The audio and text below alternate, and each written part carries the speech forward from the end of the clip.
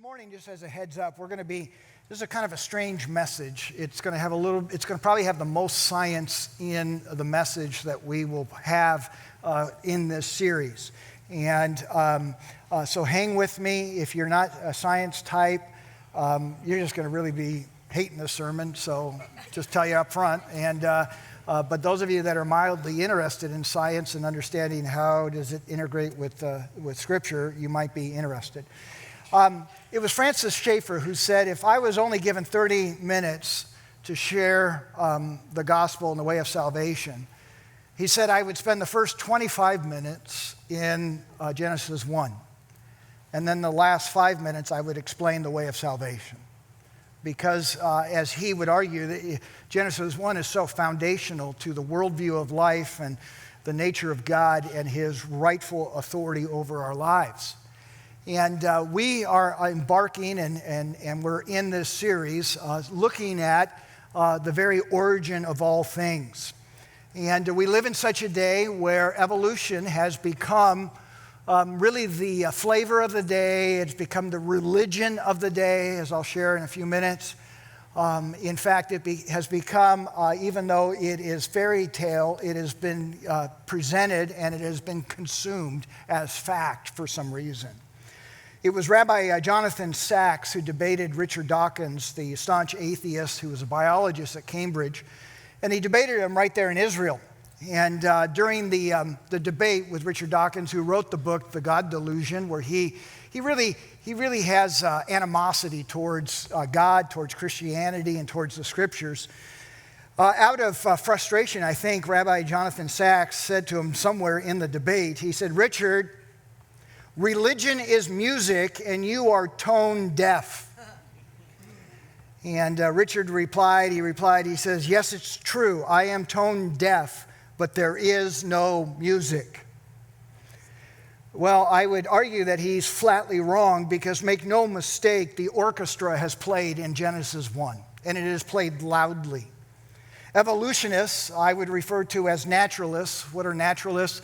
People that try to explain the existence of everything from everything that exists, from a natural argument. It doesn't account for anything supranatural. That is the evolutionist, that's the naturalist, if you will. That has become the religion of the day. I would argue that naturalism is a faith-based premise. I think if you have honest intellectual integrity, you would see it that way also.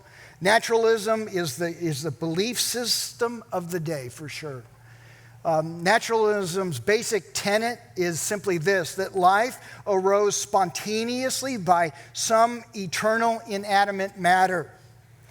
Naturalism's scripture is particles to people, and that's their Genesis to Revelations. Nationalism. Yeah, wrong topic. Naturalism's Holy Trinity, and they do have a Holy Trinity. It is time, it is matter, and it is chance. And for some reason, and this is where we have to pick up the mantle this morning, and in such a time as this, it was biblical theologians that allowed science to become hijacked in the 19th century. They allowed it to be hijacked by these religious naturalists who practiced their atheism. And pre-Darwin, before Darwin wrote his book on evolution, creation was never argued. It was just factual science. In fact, science was birthed out of the Scriptures because once you understand that there is a eternal being who has laws and morality and has fixed truth, the scientists of the day would assume that if we study the universe, we're going to find fixed laws and fixed truth. And that's what drove science in that day. And I will tell you this morning, and this is just my confession to you, is I do not have enough faith to believe in evolution. And I'm just telling you, it takes gargantuan faith and blind faith and unreasonable faith, non-rational faith, to believe in evolution. Evolution, and I want to be extremely clear on this, particularly to our young adults in this room who are being fed bucketsfuls of this, evolution is not scientific fact. Don't ever let somebody argue that it is. It is not a scientific fact. I will argue this theologically, that evolution is a wily scheme of Satan to suppress the truth of God.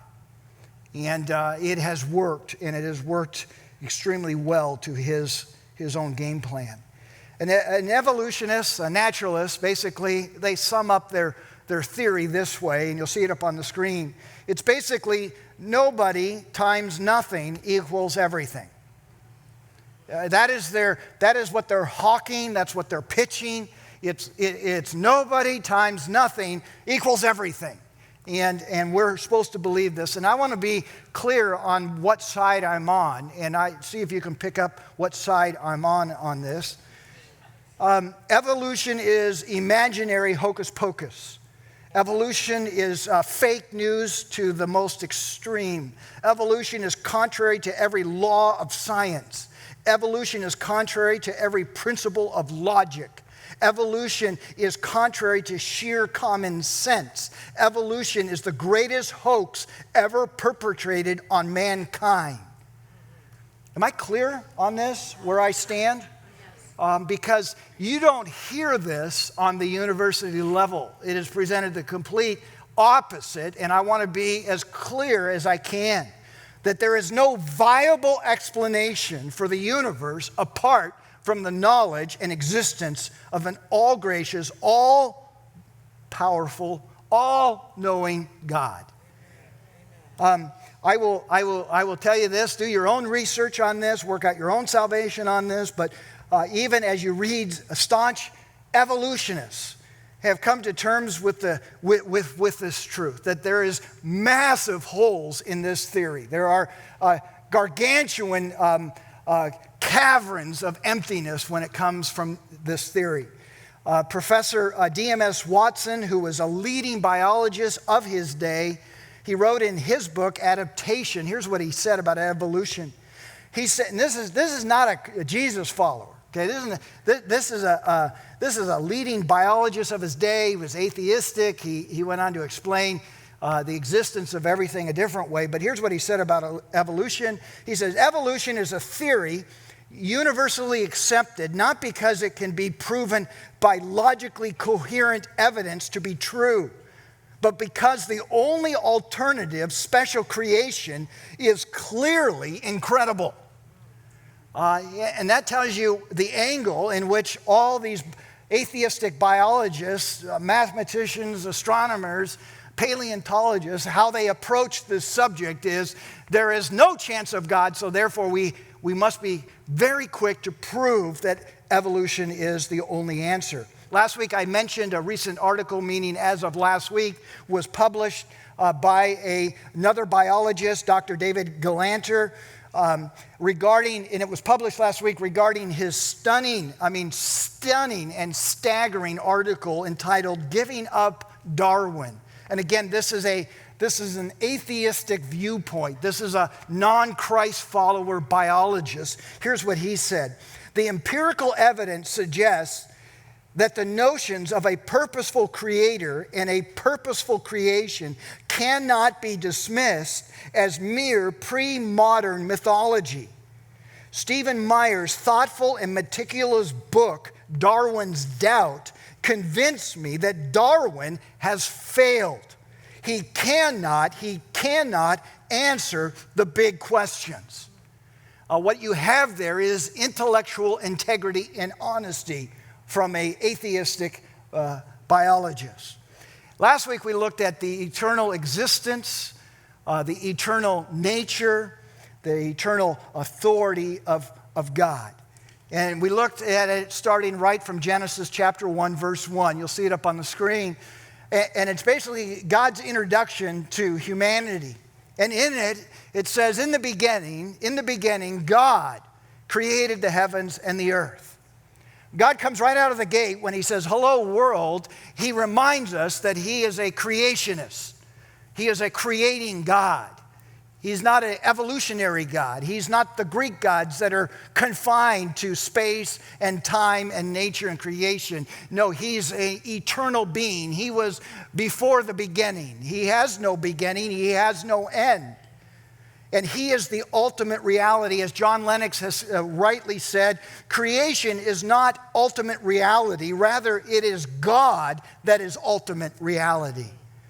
And this morning, I do not want us, last week we looked at the first 4 words. Remember, in the beginning God, in the beginning God. And everything in life hinges, in the Christian life, in life itself, hinges on those first 4 words. In the beginning God. Now, this morning, I don't want to do 4 words. I don't want to do 1 verse. I definitely don't want to do 4 words this morning. I only want to do 2.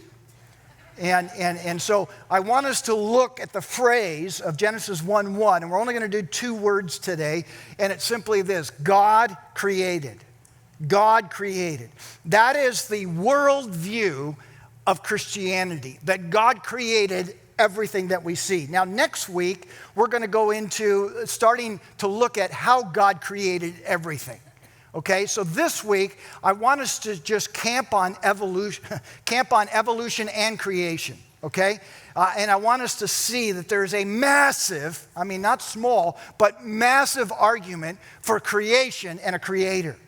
Now, I'm going to just work at a surface level today, but starting next week, next Sunday morning at 9:30, Dr. Francis is going to be leading a class upstairs in Elevate that is going to spend multiple weeks going into the scientific argument for creation and a creator. And so he's going to go deep. We're going to stay at kind of the pimple level, just very, very shallow here this morning. And I'm going to try to just give you kind of just a quick overview of what I find some of the great arguments to be. But I would encourage you next week, don't miss that class up in Elevate at 9:30. You're going to find in this series, and again this morning, that our God creates and Satan counterfeits. That's his game plan, that's his scheme. God creates and then Satan counterfeits everything God creates. And he's done that with evolution. I will remind you, Bible-believing people in this room, that all of the New Testament writers, including Jesus, clearly explain creation. All of the Old Testament and New Testament writers, including Jesus, fiercely defended creation. It was the psalmist who said in Psalm 33:6, when he wrote, by the very word of the Lord, the heavens were made. Not some evolutionary process that you throw billions of years at. No, by the word of the Lord, the heavens were made, and by the breath of his mouth, all their hosts. We don't start believing the Bible in Matthew 1:1. We start believing the Bible in Genesis 1:1. And this morning, I want to give you, you ready? You ready? I want to give you what I would call some of the more persuasive arguments for a creator and creation. I'm only going to give you 3. By no means is this exhaustive, okay? There's hundreds of arguments for creation and a creator. I'm going to give you just 3. I picked these 3 because it's my sermon, and so I get to pick what the 3 are. And I want to billow up confidence. I want you to understand, not only do we have faith, but we don't have blind faith. That we actually have intelligent faith. In fact, the science continues to not erode creationism. Science continues to buttress the whole argument for a creator and creation. So I want to give you 3 reasons for a creator. Number one, write this down. The first reason I want us to look at this morning, and again, this is just one of hundreds. One of them is this: the silence of the fossil record demands abrupt creation. The silence of the fossil record demands or demonstrates an abrupt creation. What do I mean by that? The fossil record, for those of you that have done any study in it, you know this. The fossil record is the history of life written in rocks. So over time, the sedimentary settling of civilizations and creation and all of that, you can now excavate, right? Excavate. I know a lot of big words today. Big words like watermelon and cantaloupe. I got them all right? So you can excavate the sedimentary process, and you can look at the layers, the stratas, if you will, of the sedimentary settlings. And inside of those is this massive, whether it be up in Michigan or over in Africa, wherever you go, you can see the history of life laid out in this fossil record. Macroevolution. There's macro and there's micro.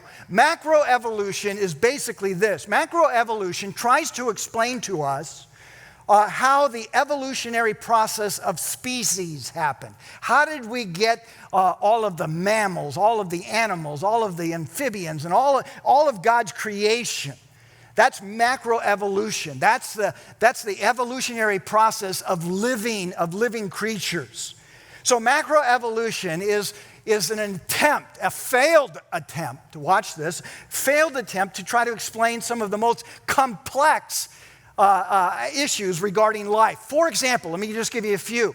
Macroevolution tries to explain to us through this mutation of genes and cells and goo and all kinds of stuff over long periods of time to explain how does an asexual creature become male and female with reproductive capabilities. Macroevolution tries to explain how does a cold-blooded creature mutate, evolve into a warm-blooded creature that has thermoregulation. Macroevolution tries to explain how invertebrates transform, mutate, evolve into vertebrates. So in other words, skeletal structures. How does this organism all of a sudden just go, oh, I'll sit up and I got bones? How does that happen? Macroevolution tries to explain it. Macroevolution tries to explain how do you go from a fish to an amphibian to a mammal? How do you go from scales to feathers to fur to skin? And I mean, just tell you, you look at the fossil record and macroevolution ain't there. That's good English, right? Ain't there. It's not there. Doesn't exist.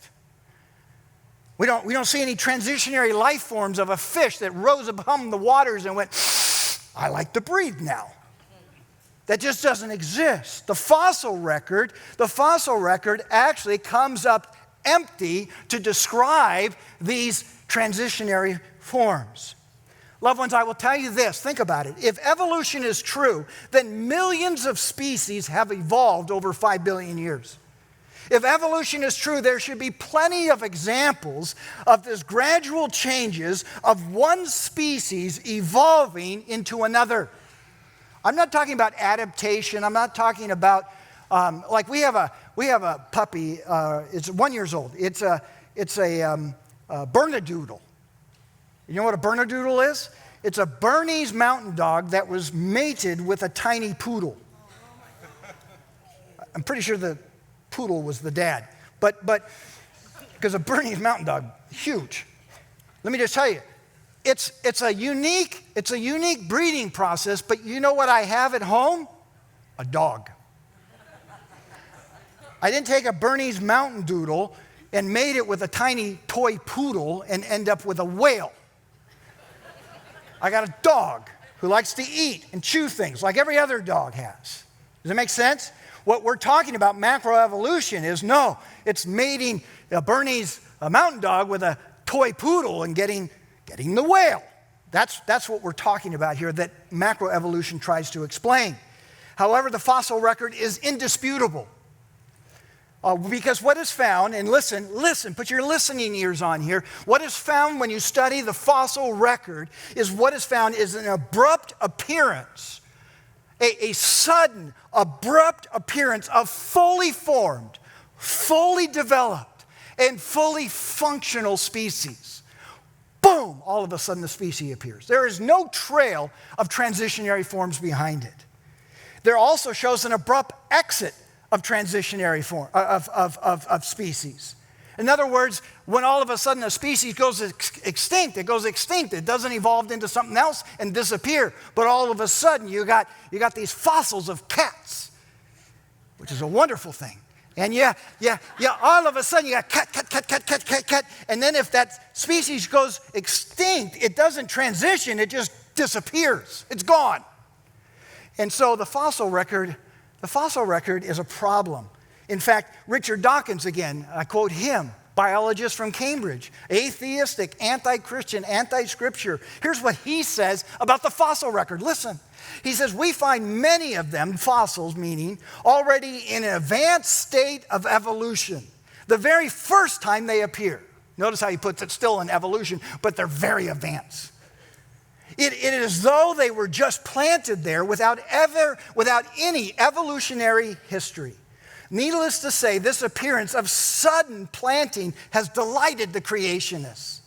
The only alternative explanation of the sudden appearance of so many complex animal types in the Cambrian era is divine creation.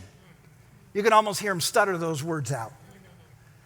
Furthermore, the evolutionary doctrine holds to, and you've heard it before, you hear this on the news. You don't even have to be in the classroom to hear this anymore. Evolution proceeds, it moves forward by the survival of the fittest. You know what the fittest are? The fittest are those that are able to reproduce themselves in large numbers. That's how they survive. It's not that they live forever. They're able to reproduce themselves in large numbers. Thus, the population, watch this, of each intermediate species in evolution would be considerably large, if not gigantic, because it would exist for thousands and millions of years. So you would expect in the fossil record, basically, is what I'm trying to say, you would expect to see massive amounts of transitionary forms. And what you see is nada. You see the abrupt appearance of a species. You see the abrupt exit of a species. And loved ones, this was a major problem for Darwin himself. He was embarrassed by the fossil record because it didn't contain what he predicted it would contain. And so even Darwin's own explanation for this was simply this: well, the fossil record isn't very well developed yet. We haven't found enough fossils. Well, fast forward, hindsight's 2020, fast forward 120 plus years, and now, well, after Darwin, the knowledge of the fossil record has been greatly expanded. We've dug and dug and dug. But ironically, you ready? Ironically, we have even fewer examples of evolutionary transition than we did when Darwin was around. So it's not an underdeveloped fossil record. It's a non-developed fossil record because it doesn't exist. Francis Crick, Dr. Francis Crick, co-discoverer. Do you know I have said that in every service this morning? How can you make the same mistake 3 times? Why are you laughing at me? Remember, I know the difference between laughing with me and laughing at me. He's the co-discoverer of DNA.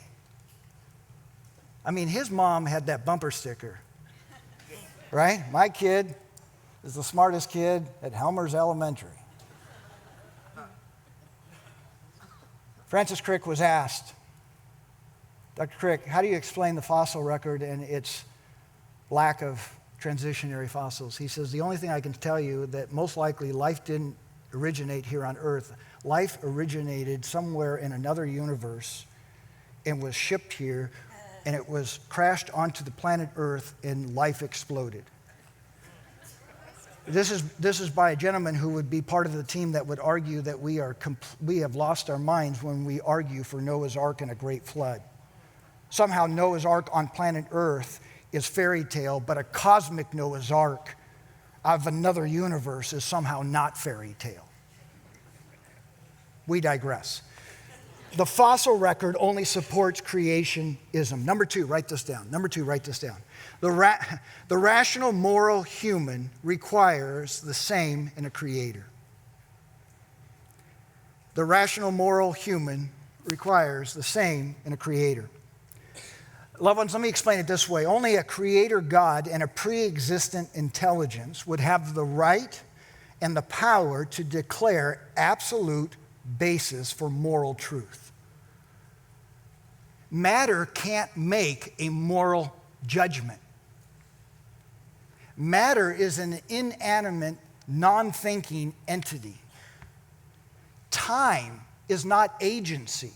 Time doesn't make decisions. Yet the evolutionists, the salvation for them when they can't figure something out is just add another billion years.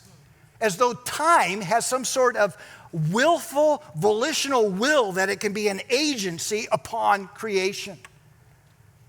It's irrational thinking because matter is non-rational. And non-rational matter does not create a rational mind. An amoral matter, no moral, there's no moral to matter. Amoral matter does not create moral beings. No matter how many billions of years you give to matter, it doesn't gain the ability to say that is right and that is wrong. Lawless matter does not create laws. It's matter.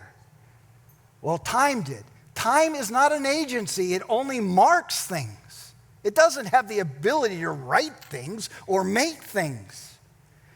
You see, when we look at intelligence, we look at beauty, and we look at reasoning, we look at choosing, we look at the ability to emote and think. Where do we get this stuff? Not from some cosmic goo.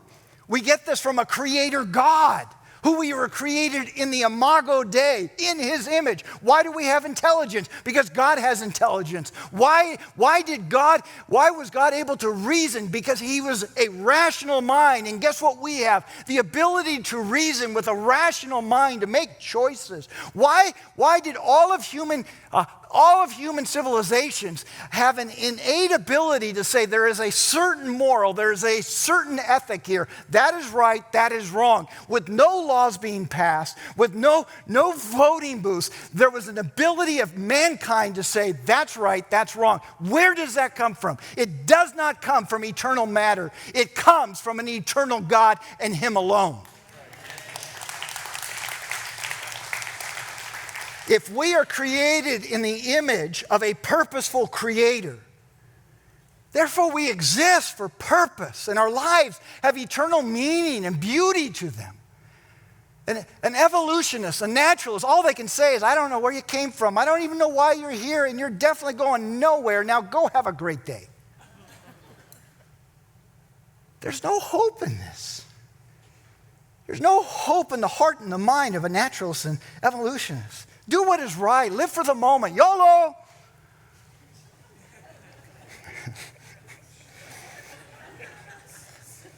That's a PhD level word, YOLO. Loved ones, if we are created by an impersonal, accidental, random process, then the meaning in life is strictly subjective. And we have every right to make up our own morality. If man's evolved mind is the highest intelligence in the universe, number one, be fearful.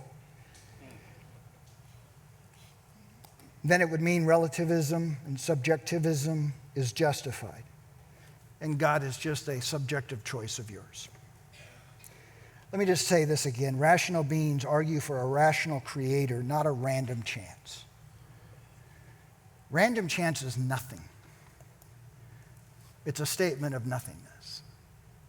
It's random and it's a chance. But there's no agency there. The third and final one is this. The complex fine-tuning of creation demands a designer. The complex fine-tuning of creation demands a designer. I will tell you this, science is the greatest threat to evolutionists. Because as we discover more and more, we discover not that we evolve, but we discover things like order, complexity, design. Those things don't come from random chance over long periods of time. Disorder does not move to order. Chaos doesn't move to cosmos. It's called the second law of thermodynamics, the law of entropy. You say, well, no, I believe that things move from some simplicity to complexity. That's crazy. I think things move from order to disorder. Just rationally think about it. You all in this room probably have a front yard and a backyard. Let me ask this question. If you don't do anything to your yard, you just give it a lot of time, does your yard tend to get better over time? Yes or no? No, you can believe all you want. Man, my yard, if I just give it a lot of time, it's gonna trim itself, edge the curbs, and plant some new flowers. You can believe that all you want, but the HOA believes in entropy. And they're gonna write you up for it. You don't call them and say, well, actually, I believe that things are getting better in my yard. Well, that's great, Smiths, but I'm gonna take you to court. And then take your house. Why? Because it's rational thinking. It's not irrational thinking. Now, some of you in this room are mathematicians. Who's mathematicians in this room? Let's see, raise your hand. Be proud. Look at all, there's four nerds in here, and that's awesome. Bless you, brother. Bless you over there. You mathematicians have become thorns in the flesh to evolutionists and naturalists. You really have. It's the mathematicians that have put the biggest death nail in evolution, if you want to know in terms of disciplines. Mathematicians have calculated, you ready for this? The mathematicians have calculated the probability of the necessary biology arising by chance on this planet over a period of 5 billion years. After the mathematicians crunched their numbers, here's what they came up with. The probability of necessary biology arising by chance on this planet in the period of 5 billion years has turned out to be 1 in 10 to 40,000 zeros. Now, most of you are not mathematicians, so you didn't have a wow moment. But when you say 10 to the 40,000th zero, what you are saying is impossible. You might as well put zero chance. 10 to the 40,000th zero is impossible for life to randomly, accidentally, over periods of billions of years, form on this planet. I want to spend the next minus 31 seconds explaining to you one of the most complicated scientific aspects of the entire sermon. If you don't have time, you can get up and leave, but I will watch. I want to, in all seriousness, I do want to take 5 minutes, and I want to show you one aspect of science, of biology. Now understand, there are not just dozens, there's hundreds of aspects, if not thousands of aspects in microbiology that we could use to defend the fact that we were created beings. I'm going to take how many? One. Only one. Only one.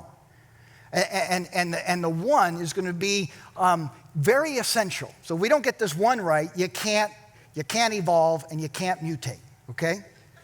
So I want to talk about, very quickly, I want to talk about what is called a protein strand. Now, most of us in this room, our eyes roll back because now we're 10th grade science and we're out, right? But protein strands, let me tell you, be big supporters of protein strands. Why? Protein strands are the special op forces of human life, of all living cells. They do all of the heavy lifting. Without protein strands, you're dead. And so we need these protein strands. And they perform these amazing, dazzling roles and functions in our bodies. You have hundreds of them, if not thousands, millions. They are what give life. And what we have is we have to understand, how does one species mutate, evolve into another species with these protein strands actually surviving? So let me explain protein strands. Protein strands are made up, on average, of about 150 amino acids. The 150 amino acids that are actually represented on this strand come from a fixed amount of about 20 amino acids. So on average, about 100, 150 fit on a strand. That's the average. And all 150 of them come from 20 very specific amino acids. Now, what we're talking about here is these protein strands have to mutate and change, okay? For grins and giggles, from fish to bird is what I'm talking about here. And so these protein strands have to mutate and evolve to create new life, all right? Now, even though there's no fossil record, let's just get all biology on it for a moment. Each of these strands, again, contain 20 varieties of amino acids, about 150 beads to a strand. Now, if you're going to invent a new protein strand, because that's what we're talking about, it has to mutate into something new.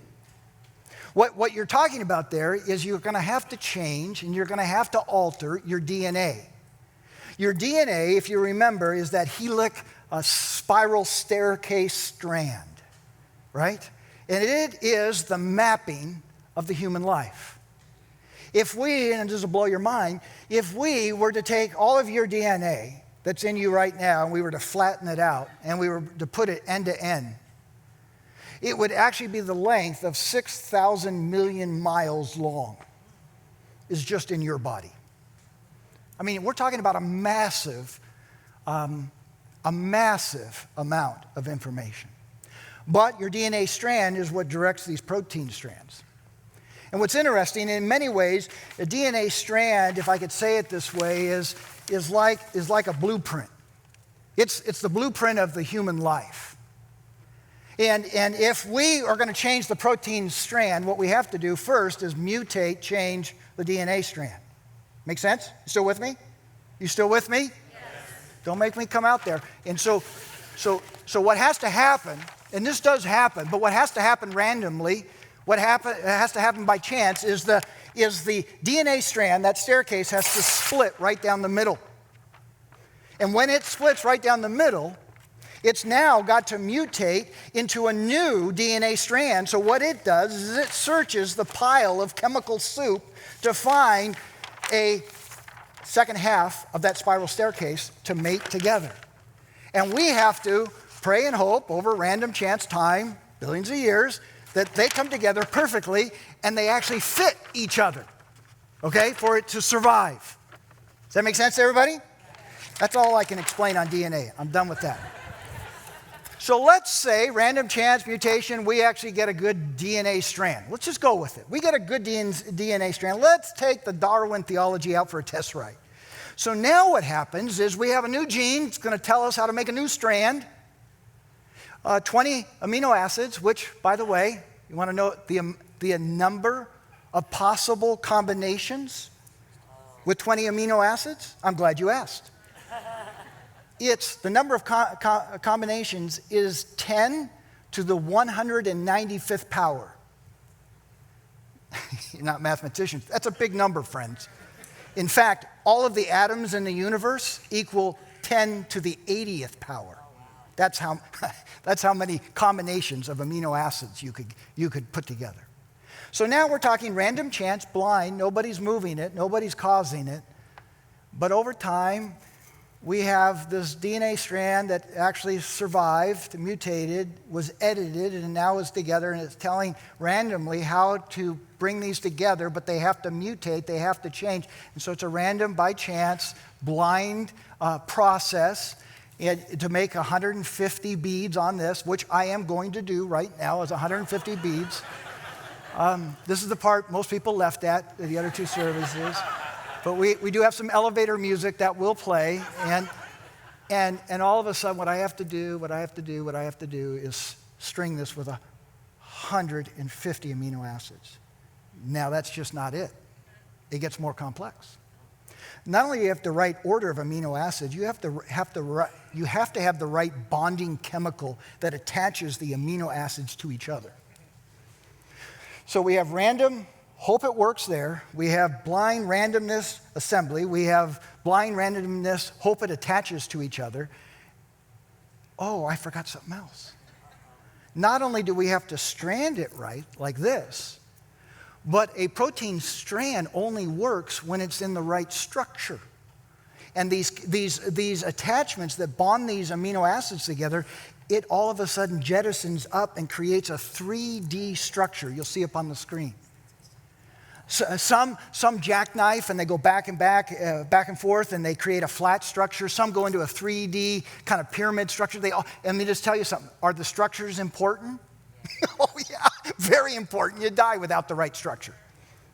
So now we have random chance mutation, gene editing, hope it works, random chance assembly of the amino acids, and we hope we have the right chemical bonding with all of the amino acids. And if we're off in any of the areas, this strand has no ability to create a 3D structure, and it has no ability to give life.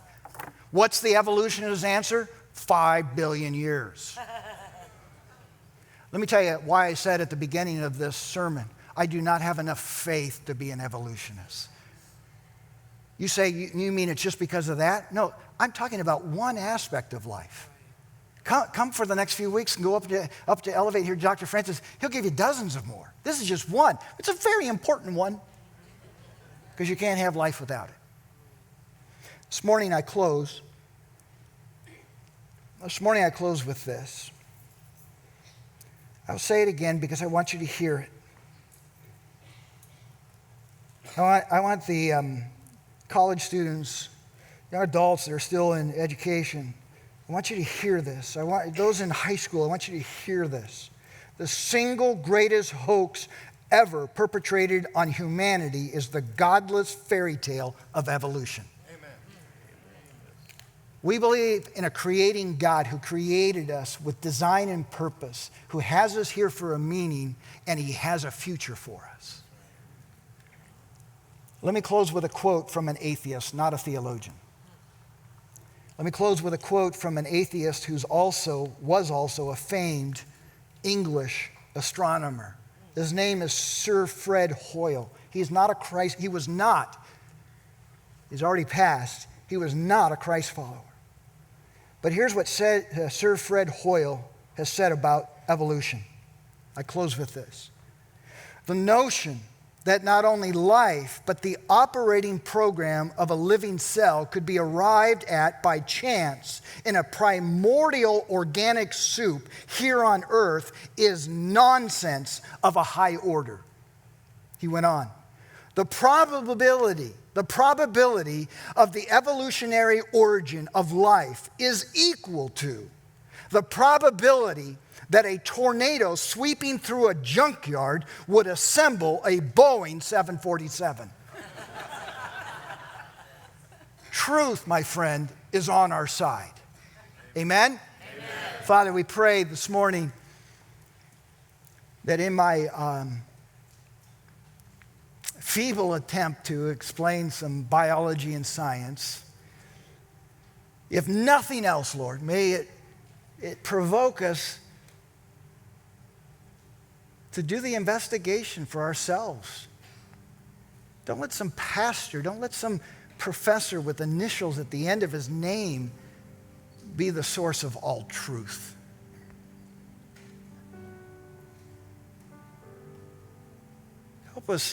Help us to be wise as serpents and innocent as doves. But most of all, Lord, help us to have some courage. We don't have to sit in the back row.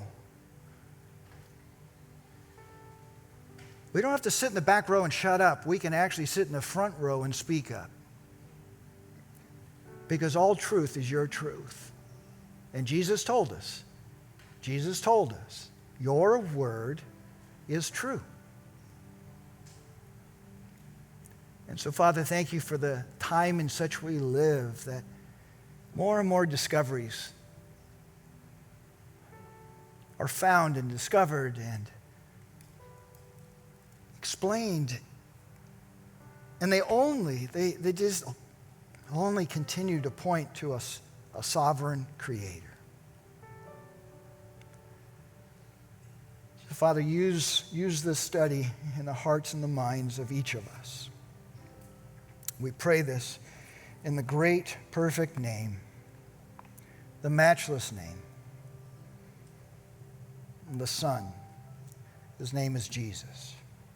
And all God's people said,